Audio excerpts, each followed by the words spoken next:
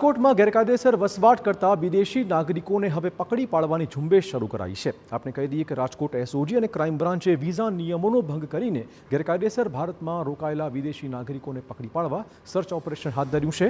રતનપર, હડાળા, નાગેશ્વર અને ઘંટેશ્વર વિસ્તારમાં તપાસ શરૂ કરાઈ હતી, જેમાં 5 વિદેશી નાગરિકો મળી આવ્યા છે, જેમાં યુગાન્ડાની 4 યુવતીઓ અને સાઉથ સુદાનના એક યુવકને હાલ ડિટેન કરાયા હતા।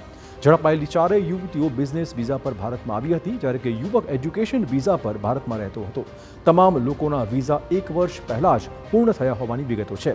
આફ્રિકન નાગરિકો અનૈતિક પ્રવૃત્તિ કરતા હોવાનો રતનપરના ગામના લોકોએ આક્ષેપ કર્યો હતો। ઝડપાયેલા 5 લોકોને હવે પોતાના વતન પાછા મોકલી દેવાશે।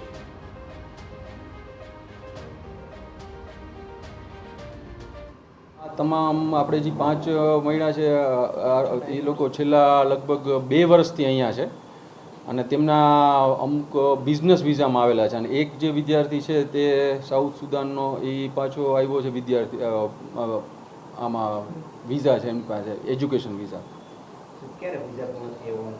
ઓલરેડી 1 વર્ષ પૂરા થઈ ગયા છે એમના વિઝા પૂર્ણ થયા।